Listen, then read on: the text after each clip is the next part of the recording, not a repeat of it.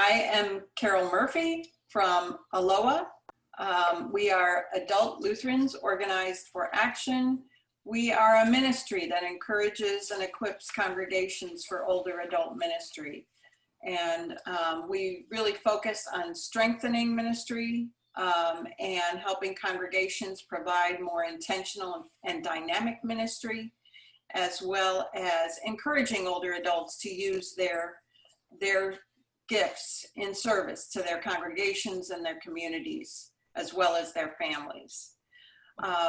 This is one in a series of webinars. We try to do one once a month. And we are fortunate to have Alice Head join us. She's presented a couple of other webinars for us, and they've been very meaningful. I would like to introduce Alice Head, who is a long-term care ombudsman, which I have a lot of trouble saying that word, for the state of Maryland, and is very, very knowledgeable about long-term care. So, good morning, everybody. I want to thank you for joining this call. Talking about nursing homes and assisted living is often difficult for people. It was difficult before COVID, and now it's even more complex and difficult. So I want to thank you for making time to plan ahead for your family, for your congregation, for your friends on this topic. I'm not going to repeat a lot of this information, even though it applies from the first two webinars. You can go back and look at those, especially if you are definitely needing to place someone in a nursing home. Go back and look at those webinars for more information. And I'm not going to read to you a series of tips. There's a lot of guidance that we have available for you on the Aloha website and the National Consumer Voice for Quality Long-Term Care website, but you can read those yourselves. I'm going to help explain this complicated topic and situation of COVID and nursing home care, assisted living care, and home care using scenarios. While we're waiting for Carol, I will just tell you that my background is in long-term care since I was 30 years old. I'm now 72, and like many of you, I'm one fall away from needing rehabilitation. So this is an important topic for me as well for the rest of you. My email address is here on this first slide, and so you can feel free to contact me. As we start with the next slide, I want to share with you some people that I'm doing this call about. They're my motivators, my mentors. My mom, she is one of 1.2 million people who lives in an assisted living in the United States. A lot of times in the discussion around COVID, we forget assisted living residents and assisted living facilities. So this is my mom at age 8, like many people, that's to consideration. The next person that I'm doing this in honor of, and I want you to keep in mind, and that's on the next slide, Carol. This is my Aunt Eleanor, my husband's aunt.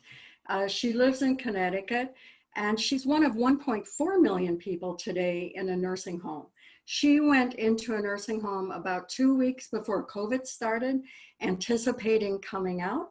That was not in the cards for her. But for about 4 years, she stayed at home. She was very medically fragile. You see her son behind her. He provided most of the care. And fortunately, she was able to afford in-home care and had a very high quality of life in those 4 years while she stayed at home. The next slide shows a picture of my friend. This presentation is also in memory of my friend. She is one of 80,000 people in nursing homes and assisted living facilities who have died from COVID-19 since March 2020. She actually lived in a CCRC facility. And if you remember the picture, she's shown there looking at a slideshow of her life. this was done right before COVID, where she's looking with her son and her family members at her life. There's a few things you need to know before we get started. I want you all to know the difference between a nursing home and assisted living. Nursing homes have nurses. They are required to have nurses 8 hours a day at a minimum. Some have more than that. A few facilities do not meet those requirements. Those facilities that do not meet the RN requirements, research shows, have more COVID than other facilities. Nursing homes are federally regulated. They're regulated by the Centers for Medicare and Medicaid, the same bureaucracy that sends you all of your information, those of us that are on Medicare. And the federal government is responsible for the national regulations, which are in law, for inspections of nursing homes and for sanctions. And then the third thing is the national government through Medicare and Medicaid funds a lot of nursing home care. So Medicare is used for rehabilitation for the first period of days when someone leaves a hospital. And Medicaid funds 72% of everyone who lives in a nursing home. You use your own resources first, and then Medicaid covers what you cannot pay for. Now, assisted living facilities are a whole different ballgame. Assisted living facilities are not required to have nurses. Some state, and the regulations are state by state. This is not a federal program. So some states require nurses, but not all require nurses.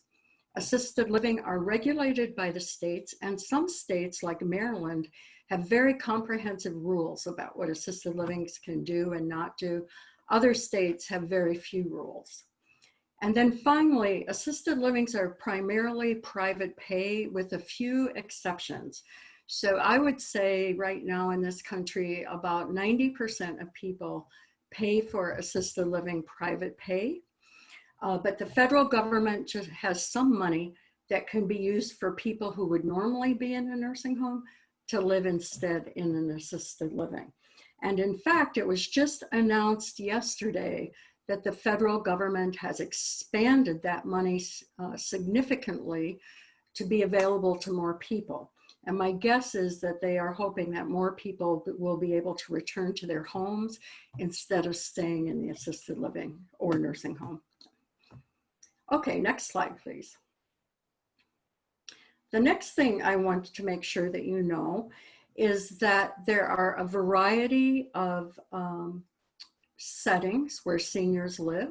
Independent living, that is senior housing that has very few services, if any. A retirement community where there is housing with a lot of services. And then some of you are fortunate now, and those communities have all levels of care on assisted living and nursing home care. And they're often run by nonprofit faith-based organizations. And there's quite a few Lutheran CCRCs across the country. And then finally, home and community-based services. That's for those of us who can stay at home, like my Aunt Eleanor, and that is sometimes funded by Medicaid for people in a few states, but the funding is very limited. Next slide. I also want you to be sure that you realize that CMS, which is a federal agency, has a lot of responsibilities in long-term care. And I mentioned that before, but they are responsible for the inspections of nursing homes and for the enforcement of nursing home regulations.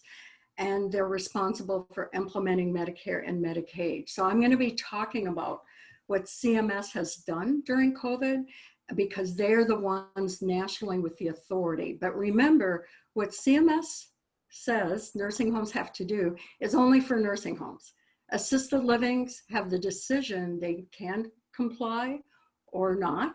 Some states require them to comply, but the regulations from CMS are for nursing homes. I have a loved one in senior housing, and her senior housing facility actually follows the same guidelines that CMS has for nursing homes. And then finally, I want to make sure you know what an ombudsman is. An ombudsman is an advocate for the residents of nursing homes and assisted living. I was an ombudsman for many years in North Carolina, a local ombudsman. Then I ran the National Ombudsman Resource Center. And then finally, I was the state ombudsman of Maryland. And ombudsmen have the legal authority to work to protect the rights of residents. So if you have a loved one in an assisted living or nursing home, I urge you to call the ombudsman that serves your area, even during COVID, for help with how to resolve that problem. Okay, let's go ahead. I want to do an overview of COVID and long-term care.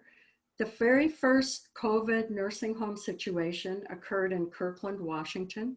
You probably saw that on television. The pictures were just horrific as they carried resident after resident out of the facility. And that was February 28th, 2020. On February 27th is when I did the last webinar for y'all. And at that time, we didn't discuss COVID at all. And I knew from my daughter that there was going to be a new virus coming into the country. But I had no idea, and I don't think anyone did, the full impact on nursing home care. Long-term care facilities in this country have about 1% of the population, 3 million people out of about over 300 million people in the country. And we have 40% or more of the deaths in long-term care. In May, 1 in 5 in nursing homes or assisted living.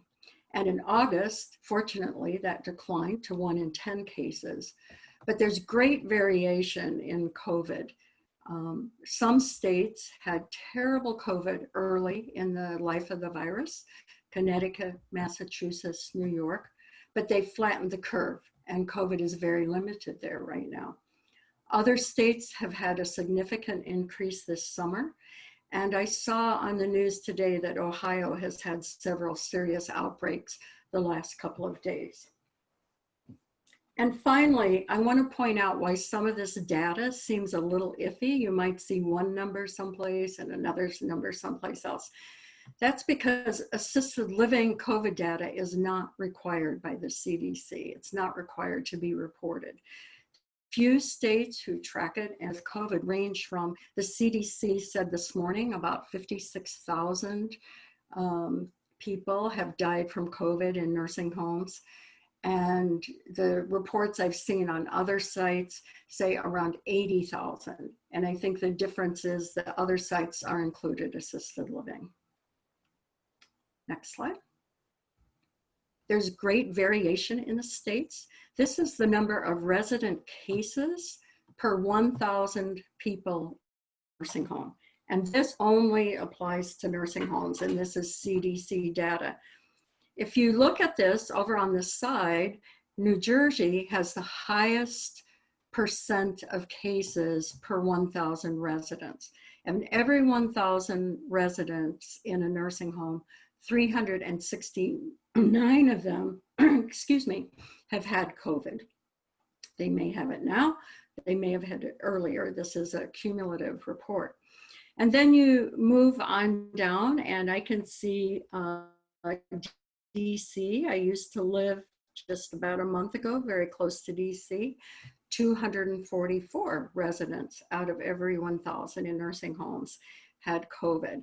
And then you scroll down further and you see places like South Dakota, Maine, Vermont have only about 35 residents have COVID per 1,000 people in the facility. So there's a great variation. Next slide, please. This is the really tragic slide. It shows the people who have died from, who are in nursing homes. You'll see Massachusetts has the highest death rate of 124 residents per 1,000 residents that live in the facility. And then New Jersey is next. And these are the states that were really hit by COVID very hard on the left end of your screen. And then towards the end, you'll see some states that have residents who die of COVID that they don't even have the number there. Maine has 7 people per 1,000. So I just want you to remember, as you make your decisions, a lot depends on the history of the facility, but also the area in which you live. Next slide. What is happening that COVID struck us so hard with these residents? And if you would help me with this, if you have a brief thought on why it's so high, the death rates are so high in nursing homes, if you would raise your hand in chat, and or you can type in why you think it's so high, and then Carol is going to look at that. So if you would think about that right now, maybe jot down on a piece of paper why you think COVID is so high, and then we're going to talk about those things. And go ahead and do that now while I continue to talk. But one thing to remember is that we don't really know all of the answers yet. We know COVID is very extensive in the United States in nursing homes. Researchers are still looking for answers. But has anyone volunteered to, by writing in or raising your hand? Okay, one of our participants, Chrislyn Carson, has said that the populations are frail. And she also pointed out that people can be asymptomatic, and that's definitely true. You can be working in a facility. Maybe you are a rehabilitation specialist and you're going from facility to facility, and you have COVID, but you don't even know it, especially before we had testing available in this country. Are there others of you that have a thought related to what is causing this to be so extensive? I was a school teacher for a while, so I can benefit from some help here. Yes, Phyllis put in the chat, no true care or sufficient staff. Yes, you also hit the facilities that have more staff tend to have less COVID, and that facilities that have more RN coverage tend to have less COVID. And when you think about that, it makes sense, right? Because it's the RN who's been trained in infection control. She's oftentimes in charge of working with the infection preventionist to put procedures in place. She can oversee the care that's being provided. So staffing, in my opinion, is a huge issue, and is one that, as family members and clergy and support to people in nursing homes, you all should be thinking about in the nursing home care. I think there's 2 other people that have comments. If you can share that with me, Carol. Yes, Joyce says people living in nursing homes are more vulnerable due to their reasons for living in a facility. Exactly. You have the most medically fragile people in a nursing home. You have some of those people are there for rehab, and they may not be as fragile as the people who are there for long-term care. And they live in very close proximity to one another. So they need a lot of care. And that means that the staff has to spend a lot of time with them. So I saw a thing yesterday that if you spend less than 15 minutes with someone, you probably will not pick up COVID. I don't know if that's true or not, but it was on the television. The period of time that it takes a CNA to bathe a resident or lovingly feed a resident. So that's a very important factor. And then Lois here has said there's limited oversight and restrictions. And I would say that she's absolutely right. I've done this work for 30 years. And the oversight, there's very strong regulations for nursing homes, but those regulations are oftentimes not enforced through sanctions. So I want to share with you that 62% of nursing homes had problems with infection control in their surveys or their inspections in the 2 years prior to COVID. But they were not necessarily, and rarely, in my opinion, sanctioned, told they had to stop, given a financial penalty. So we went into COVID with some facilities being very ill prepared on infection control. And that's one reason we're seeing this. Thank you for looking at that with me. Alice, we did have two other people comment. Okay. Access to needed PPE was slow to being made available Yes. to nursing home staff. From Annette, thank you. Yes, and that's still a problem. There are the states that had PPE at first tend to have PPE now, but states that didn't have COVID may not necessarily have the PPE that they need right now. And was there one other one? Yes, there was. Paul has said in his Illinois assisted living for-profit, we experience maximum awareness and regulating. And that would be the experience that you have in Illinois. And during times of COVID, I would say that is probably a blessing. These are the reasons that I came up with, and I'm not going to go over them all because you all probably could be leading this session because you were all very much on target.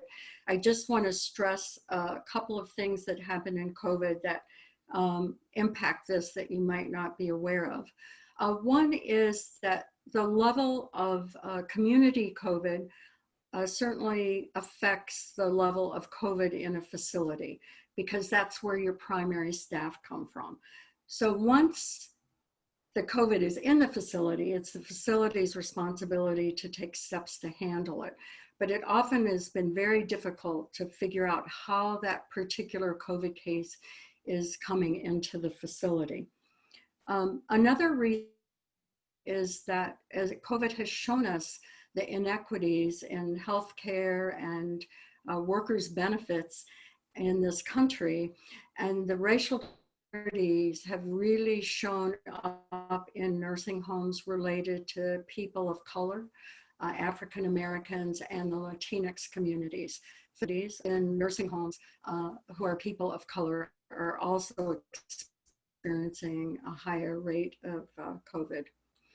I just want to stress that staff do have to interact with multiple residents. It's a lot of pressure on the staff to go from one person to another.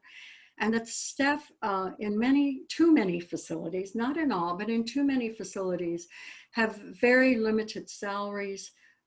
Some may not have sick leave, so they initially with COVID may not have been taking off when they had a fever or a cold because they didn't realize the seriousness of the situation. Some CNAs are getting hazard pay, but in some places that has ended already. The federal government provided some money and some aides got an additional $2 an hour, but that may be ended at this time. We talked about not having enough staff. Besides not having PPE initially, testing has been a huge problem in this country. And the availability of testing, the effectiveness of testing, I personally think that we will not solve this problem without very, very frequent testing in nursing homes for a long time to come. Okay, let's move ahead. I talked about there being a wide disparity of COVID between facilities.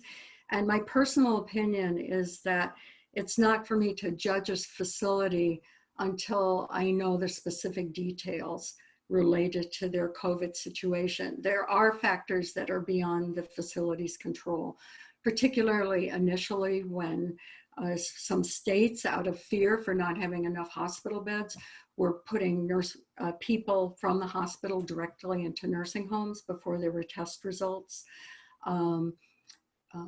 There's just all kinds of factors. Some facilities, people should expect facilities and regulators and public health and all of us to address COVID in long-term care facilities. So here's the first situation we're going to discuss. Mr. Hansen provided care to his wife for 4 years at home. Her dementia has increased and she no longer knows who he is. She needs to be fed and he can no longer assist her to the bathroom. both Mr. and Mrs. Hansen are over 80 years old, and all of their children live in other states. One child COVID, particularly if she has to go in a nursing home. So if you look at the goal, the family goal is that mom is in a safe place where care is lovingly provided. If you or your congregation member or your friend are in a situation like this, one of the first things to do is to convene the key players, including the person themselves, if they are able, and figure out what is our goal. And this family's goal was for mom to be in a safe place where she could get the care that she needed and where it was lovingly provided. So here's the action steps. They had to contact local resources to see what was available to help keep mom at home. They had to look at the financial resources. They developed a plan, but they utilized neighbors, friends, and family to share responsibilities. This situation with COVID is not a situation where we should go at things alone. We need all of the help that we can get. They identified things in their house that had to change to accommodate care. And most important, or equally important, they considered what would Mrs. H prefer. Mrs. H likes being outside. She was active in her church for many years, and she likes birds. So if we look at the next slide, we'll see the resolution for this family. This resolution was quite positive, but it took a while and had a lot of stress and anxiety to implement. But Mrs. Hansen was able to stay at home with financial support. She had a long-term care policy for home care, and that helped fund care for 6 hours a day. Now, their family forgot, and frankly, I forgot, that long-term care policies often don't go into effect for 90 days. So one important factor that you can do to prepare is to put enough money aside, if at all possible, to self-fund for 90 days of care, whether that's at home or in a nursing home. And then they used the Lutheran Social Service Agency, which there are many, many of them in the United States that provided home care. The family and everyone agreed to practice social distancing, wear masks, and wash their hands frequently. Her church has a senior support team. They built a ramp, they improved access to the bathroom, and they built 2 bird feeders that she could easily see. The husband, Mr. H, was comfortable taking care of Mrs. H from 2 to 6 p.m. A neighbor came over and helped get her ready for bed. And the church's support team did porch visits every week and called daily and would sing to her, providing comfort and support. The children alternated weekends. One child would come every 3rd week on Friday night and return home on Sunday. And a local physician a hospital had a visitation program so that this couple did not have to leave their home to see a doctor. The doctor or a nurse practitioner came to the home on a regular basis, which truly helped this family to keep their loved ones at home. Let's move ahead. Our next situation on the next slide shows what happened, and this often happens as we age. Something happened that we have to deal with. So Mrs. H fell and she had to go to the hospital. She had a broken hip, and suddenly everything changed. All communication was made over the phone because of COVID, and she had to go into a rehab center. The family goal then shifted, and their goal was to find a nursing home with rehab that had controlled the COVID and that had adequate staff to provide care and had a plan for communicating with the family. And their action steps are listed below, but they're what you would expect. They talked with the hospital social worker, and this is very important. You need to start talking to that hospital discharge planner immediately after your loved one goes into a hospital, because at a certain point they will come to you and say, you need to tell us where to place your loved one. And if you don't have a list for them, they will make those decisions on their own, and they may or may not know the extent of COVID in the facilities. The family identified nursing homes for rehab. They talked to their ombudsman, they talked to their pastor, they looked at the inspection reports. They communicated as much as possible with mom by FaceTime. But as I said, this was a very, very difficult situation. They tried to find a nursing home that could best meet Mrs. H's needs. And then they used the time during rehab to figure out where Mrs. H would live. And they had to make the decision that she would remain in the nursing home instead of coming home. Next slide, please. One of the reasons it's so hard to know about where to put a loved one or whether to put a loved one in nursing homes, and I will say that a good many people have moved their family members home, but not all of us have that option or the people that can provide care in our homes. But CMS put into place temporary regulations. That means the old regulations don't apply, the new regulations do apply. And you can find details on this at the National Consumer Voice website.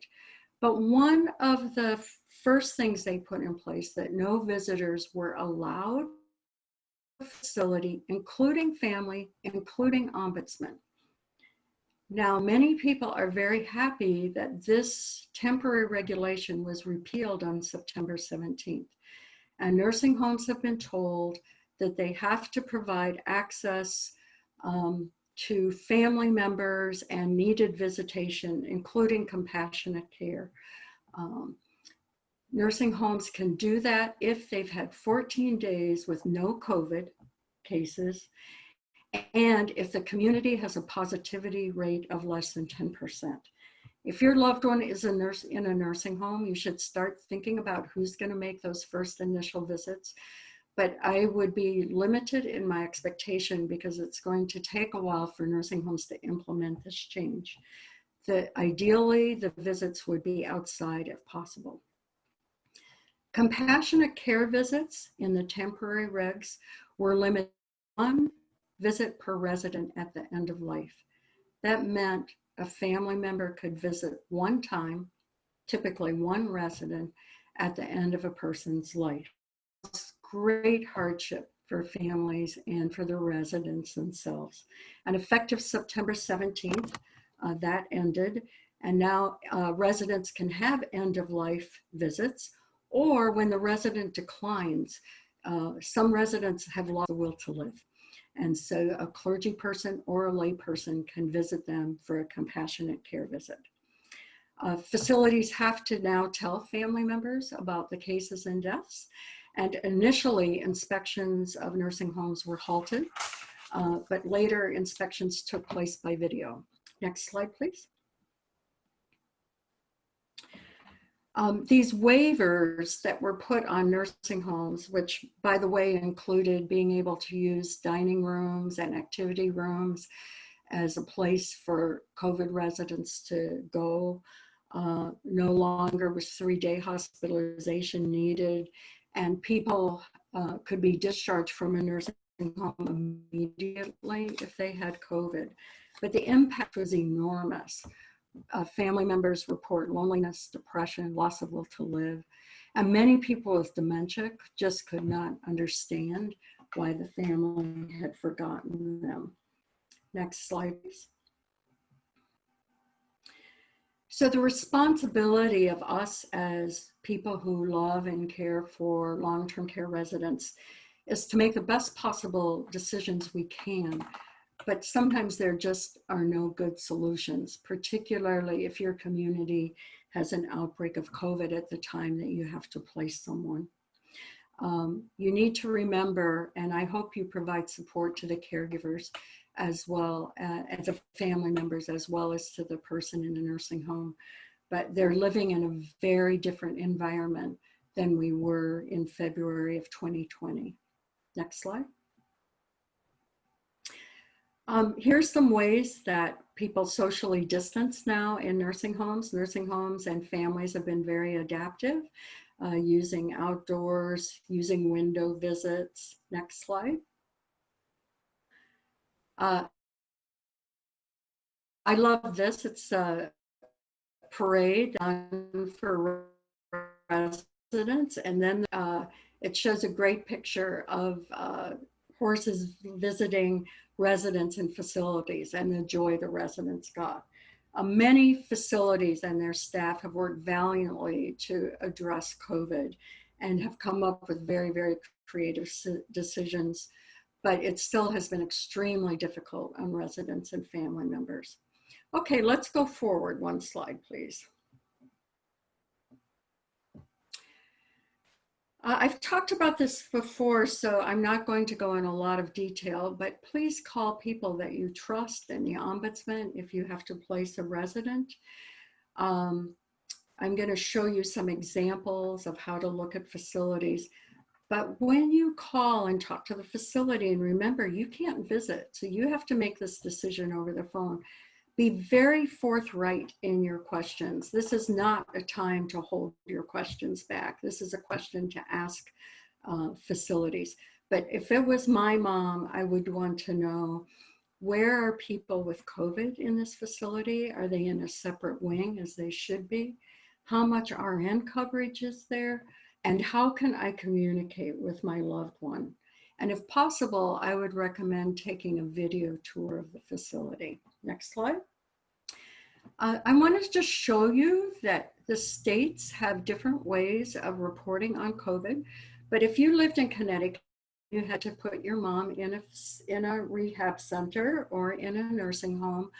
I think Connecticut just shows wonderfully clearly the extent of COVID in nursing homes. So they list the facility. All right, so if you go to the next slide. If I had a loved one in Connecticut right now, I would be very happy. This is Maryland, my home state. This was the data as of last week, where there were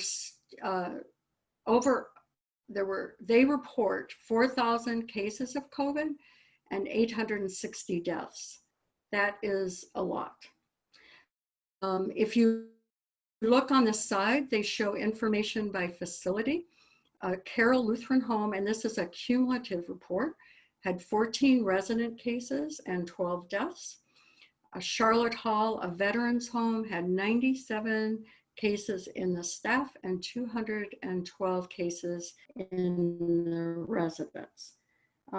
In Maryland, 12 in the state take place in nursing homes, but 55% of all deaths take place in nursing homes. Next slide, please. Another source for families is Nursing Home Compare. So once you've looked up COVID in your state and you've identified a few facilities that you're interested in from your friends and pastors and others, then you want to go to Nursing Home Compare, which I also have on the resources at the end of the slide. They give an inspection report or an overall star system for every nursing home in the United States. I personally would not put my mom in a nursing home that had a 1 or a 2 ranking. I would just put those aside, and I would not put them in a nursing home with a health inspection of a 1 or a 2. You can go into the site and read the health inspections and see if they have a history of poor infection control. And you can also look at staffing as well. So Nursing Home Compare is a resource for your family. Next slide, please. So here was the outcome for the Hansen family. They were very, very upset that they couldn't see their loved one.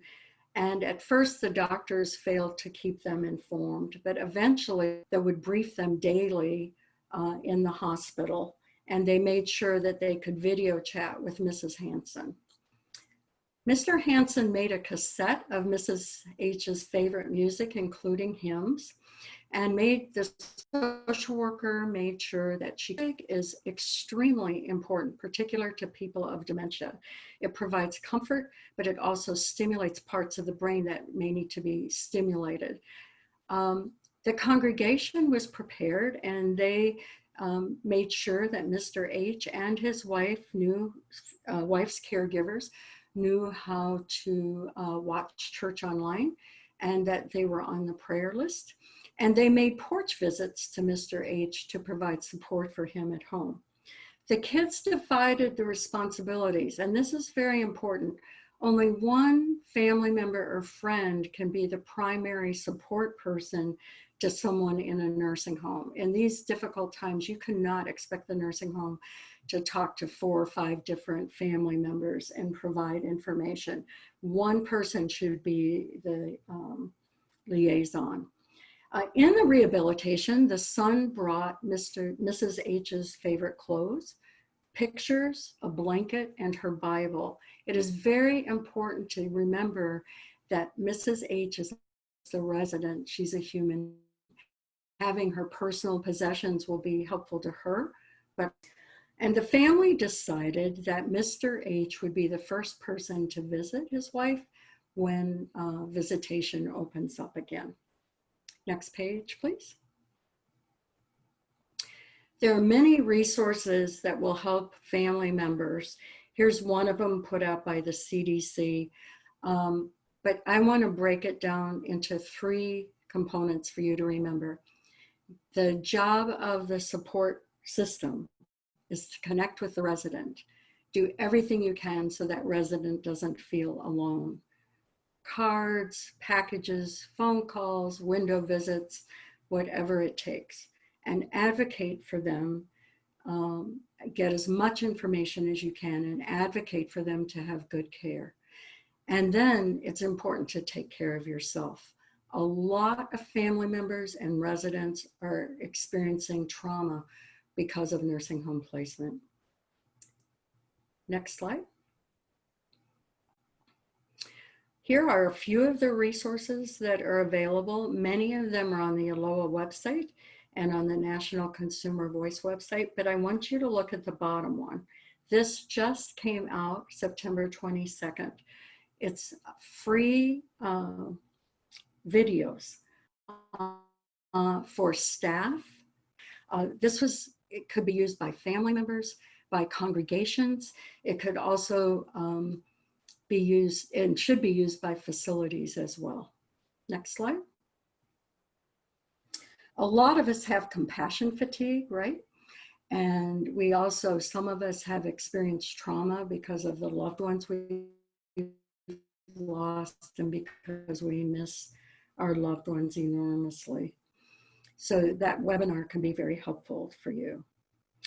Yes, Paul points out that family members can be incredibly connected through Zoom and other mechanisms through the internet. I hope it works better than my internet. I want to talk for a moment about end of life.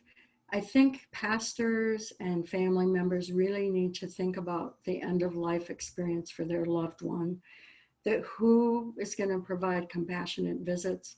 What kind of comfort can be provided in music or prayers or hymns over the internet? How can hospice be involved? Hospice still has a right now to go in the facility. They can't be denied access into nursing homes, and other possibilities for a compassionate end of life. I personally have never wanted to die alone. It scares me. I'm not scared of dying. I'm scared of dying alone. And if I was in a nursing home and knew my family couldn't be there, I would totally be dependent on the staff there to provide the comfort that I need. And in many cases, that is happening. Next slide. I've visited nursing homes since I was 30 and started working as an ombudsman. And many, many times, residents would tell me that they were members of a church, but they had not seen anyone for years. And they would get the church newsletter and they would hold it up and they'd be so excited to show me their church, but they would not have a relationship with their church. And I guess all of my ideas here could be summarized by saying, don't forget the people that live in nursing homes and assisted living.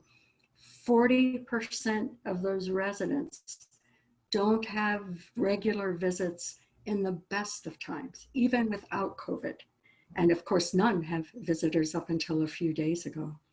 So I encourage you to think creatively about how can your congregation support those people who live at home and in their facilities.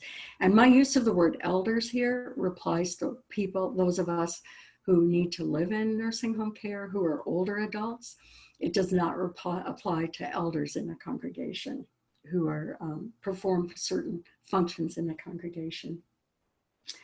I hope that you provide a lot of appreciation and support to the caregivers, those people who are providing care at home and in facilities. I know one congregation in my district has been helping with meals for those who work in nursing homes and those who work in hospitals. I've seen a lot of support nationally and in different states for those who work in hospitals. I've seen little support for those who work in nursing homes. Think about ways to provide spiritual support. Oftentimes that needs to be hard copy. I would love to see hard copy spiritual resources distributed so the social worker could use them in long-term care facilities for residents who are able still to read. Find a facility near your church and ask the administrator or the social worker, how can we provide support? I don't think it's good to just do something one time a year, go sing Christmas carols, but how can churches, they have this whole wealth of ministry opportunity for these 3 million people in nursing homes and assisted living. Next slide, please. Finally, I've tried to, but I would like to say that regardless of your political party, at every level, local, state, and national, politicians need to hear that people care about long-term care residents. We want them to be a priority during COVID and when COVID is gone. And we most likely will have another pandemic at some point. So we need our elders to be a priority because their lives are important and they matter. I think you can judge a society by how we care for the older people and the disabled people that live in it. And every party needs to hear that. It used to be that Republicans and Democrats worked pretty well together on this issue. That is not quite as clear now as it was in the past. And we need to advocate it. We need to make sure people have PPE and testing, and nursing homes have all the things that they need. And when money is given to the states for nursing homes, we need to make sure that that goes to resident care and not just to the investors who've invested in the nursing home, but more staff, hazard pay, and all of that. Next slide, please.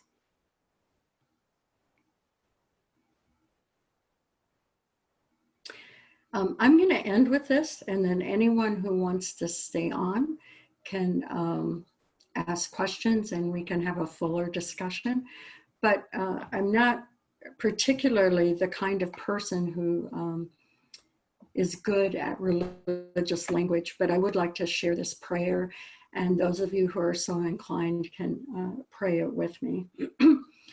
God, who is always present, we pray for the 3 million people living in nursing homes and assisted living facilities, that they may feel your presence in the absence of visitors from family and friends.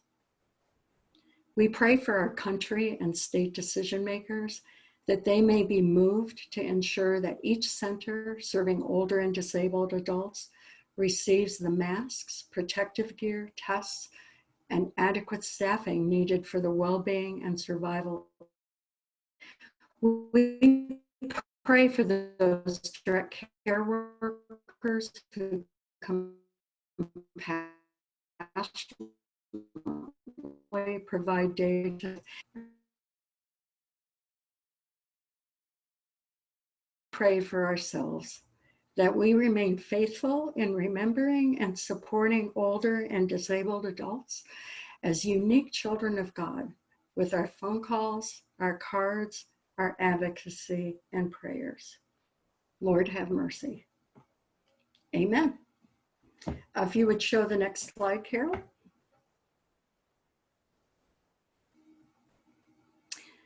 This last slide has direct links to almost everything that I talked about. It will be posted by Aloha, and it will also, many of the individual things that I talked about, fact sheets and tips and whatnot, will be on the Aloha website. But I urge you to go to the National Consumer Voice. They have the CMS guidelines, they have help for family members, and so on and so forth. Thank you for joining me. I pushed the Consumer Voice partly because I used to be the director of that organization, and partly because they're the only place I know that has these great, great resources for family members and for residents themselves. All right, Carol, do you want to open it up for questions? If anyone wants to talk, they can go ahead and talk. Yes, I will. I will share some comments that Paul has shared with us. Mm-hmm. First, he said, as we were talking about Wi-Fi availability, family members at wide-ranging locations are well served by video chat services such as Skype and Zoom. Yes, and nursing homes are required to have care planning meetings with the staff to discuss the person's care. I don't know if that's continuing in COVID or not, but it is part of the nursing home reform law. That could be done by Zoom or Skype so that multiple family members could participate in that, and the resident, if that resident is able. Paul also shared that it's important for church staff and members making visits with residents lacking other contact to be aware of and respect the spirituality of the person being visited. Absolutely, and we always focus as ombudsman and on what is the resident's preference. Sometimes you can tell that from their history. So if they were a member of a synagogue, or if they chose not to be a member of a church, or if they like to watch on TV, they would, indicate in some way their preference by their behaviors before and during COVID. But absolutely, the point isn't to go in and just convert someone. The point is to be a resource as that person can use you. Yes. And Paul also added, excellent understandings and materials presented. Thanks so much. And then Miriam has asked, and I will respond to this one because I know the answer to this question. We will be posting the slides from this presentation on Aloha's website, and we'll send an email letting you know that when that is available up there. I'll get that up there just as soon as possible. We'll also have a recording of the webinar, and all of the links that Alice showed on the slide just a minute ago are available. There's a care guide to COVID-19 on Aloha's website. It's a separate page and it has different materials on there. And that is, what kind of options are there for a person to stay home?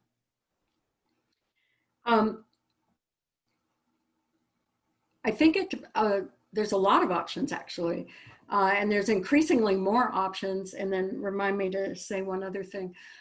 You would have to look at Elder Care Locator and call your area agency on aging to see what is there. But there are home care agencies going into the home, even during the time of COVID, and especially as testing becomes more available. There's a lot of rehab going on in homes, and in Maryland and DC, there was a lot of hospice going on in homes. Hospice has always gone into people's homes, but they continued that in the time of COVID. And what an essential worker hospice is, right? And these home care providers that come to your house. Yeah, so there's a lot of those options. There's also respite care for when the caregivers get weary. There's some states still are having meal programs. In Maryland, restaurants have volunteered, since older people can no longer go to meal sites, they're preparing 10,000 meals, I think, a week that are distributed to older adults. This is good quality restaurant food, folks. I would sign up if I was eligible. So there are more options than you think out there for home care. And are all those things that you have to pay for privately? Depends on your situation. And then in the Maryland and DC area, you can make a donation, which they encourage if you're financially able to make that donation. Same thing with respite care. A lot depends on your situation. There's not as much as we would like. We always need more services for elders, but a lot of people do not realize the services that are there. And then this is the time to call on your neighbors for support and your congregation. You know, let your church do one meal a week. Don't be too proud to accept that because that can make a difference in your life. What I wanted to share with you is I think this COVID, it's causing a lot of changes in our society, but one of the things I think is that we're going to rethink what long-term care looks like. Because we know from the research, smaller facilities tend to have less COVID. And facilities with more staff have less COVID. There's a model called the Greenhouse, which is a beautiful model where nursing home care actually takes place in houses. So there may be 6 ranch houses in a cul-de-sac, and each one provides long-term care, and it's really nursing home care. And looking at those smaller models can be a way our society can help cope with this, and not so much big. I mean, there's some nursing homes with 600 people. That's way too many to have, in my opinion. Phyllis has said they had asked the important questions and they didn't get truthful answers. And so that was a real challenge. But at this point, she said, who is a memory care unit for? Because we find that it isn't for people with dementia who have behaviors. If not for those, then who is it for, since dementia has no cure, but only decline? You know, that is such an important question. And people with behaviors that are troubling